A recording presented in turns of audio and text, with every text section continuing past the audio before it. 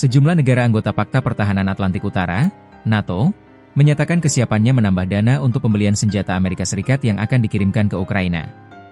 Komitmen itu muncul setelah para menteri luar negeri dari negara-negara anggota berkumpul di Brussels, Belgia, untuk membahas perkembangan perang Rusia-Ukraina yang telah berlangsung sejak Februari 2022. Pertemuan tersebut sekaligus menyoroti upaya diplomatik Amerika Serikat yang mencoba membuka kembali jalur negosiasi dengan Moskow, namun hingga kini belum menunjukkan kemajuan berarti.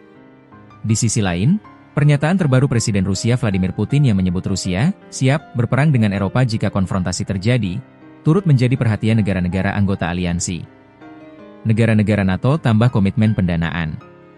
Dalam pertemuan itu, Jerman, Polandia, Norwegia, Belanda, dan Kanada menyatakan akan menambah total sekitar $1 miliar AS sebagai bagian dari skema pembelian persenjataan buatan Amerika Serikat untuk mendukung Ukraina. Penambahan ini dipandang penting untuk menjaga posisi Ukraina tetap kuat di tengah pertempuran yang belum menunjukkan tanda mereda. Perundingan damai sedang berlangsung, itu bagus. Tetapi di saat yang sama, kita harus memastikan bahwa selama perundingan berlangsung dan kita belum tahu kapan akan berakhir, Ukraina berada dalam posisi sekuat mungkin, ujar Sekretaris Jenderal NATO, Mark Rutte, seperti dikutip AFP. Menurut Rutte, komitmen tambahan tersebut mencerminkan konsistensi negara-negara anggota dalam mendukung stabilitas Eropa dan membantu Ukraina mempertahankan wilayahnya. NATO, Ukraina harus tetap kuat. Sikap serupa disampaikan Menteri Luar Negeri Norwegia, Espen Barth Eide. Ia menekankan pentingnya mempertahankan kesatuan sikap di dalam aliansi, terutama di tengah dinamika geopolitik yang terus berkembang. Ukraina harus tetap kuat, dan kami, para sekutu dalam aliansi militer terbesar dan tersukses dalam sejarah, harus tetap teguh dan berkomitmen, kata Barth Eide. Beberapa menteri luar negeri negara anggota juga menyinggung pernyataan Putin yang dinilai belum menunjukkan kesiapan untuk memberikan konsesi dalam perundingan damai.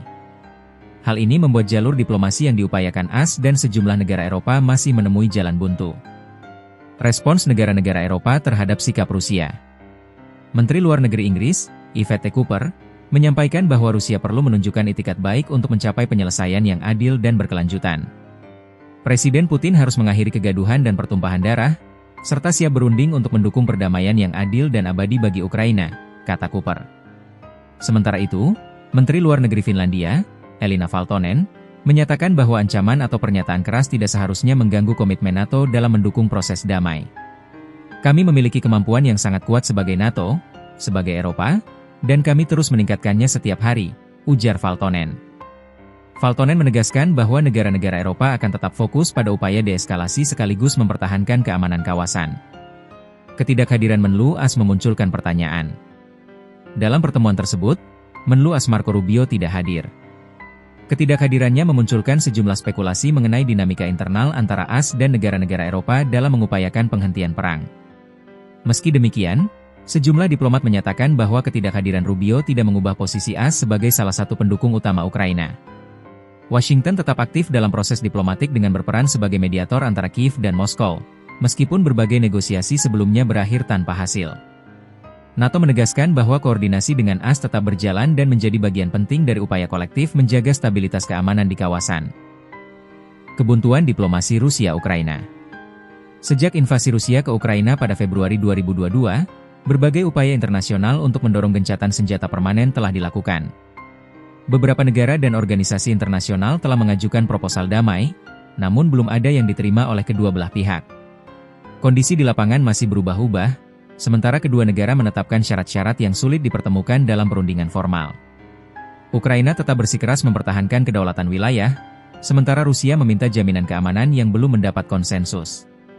NATO menyebut bahwa dukungan militer dan ekonomi kepada Ukraina diperlukan agar negara itu memiliki posisi tawar yang lebih kuat saat perundingan akhirnya digelar. Peringatan Putin kepada Eropa. Pada forum investasi di Moskow, Selasa 2 Desember, Presiden Rusia Vladimir Putin kembali mengeluarkan pernyataan yang menarik perhatian negara-negara Eropa. Ia mengatakan bahwa Rusia siap menghadapi kemungkinan konfrontasi dengan NATO jika situasi keamanan memburuk. Meski menegaskan tidak berniat memulai konfrontasi, Putin mengatakan bahwa Rusia berada dalam kondisi siaga. Kami selalu siap, ujar Putin. Pernyataan ini dianggap sebagai sinyal bahwa ketegangan geopolitik masih tinggi, terutama di wilayah Eropa Timur. NATO menanggapi pernyataan tersebut dengan menegaskan bahwa aliansi tetap fokus pada upaya menjaga keamanan kolektif dan mendukung solusi damai. NATO, komitmen tetap, dialog tetap dibuka. Meski menambah dukungan militer kepada Ukraina, para pemimpin NATO menegaskan bahwa jalur diplomasi tetap menjadi prioritas. Upaya mediasi, baik oleh AS maupun negara Eropa, disebut masih akan berlanjut meskipun tidak menunjukkan perkembangan signifikan. Bagi NATO, keseimbangan antara dukungan militer dan upaya damai menjadi kunci dalam menghadapi konflik berkepanjangan ini. Koordinasi internal aliansi diperkirakan terus diperkuat seiring perkembangan situasi.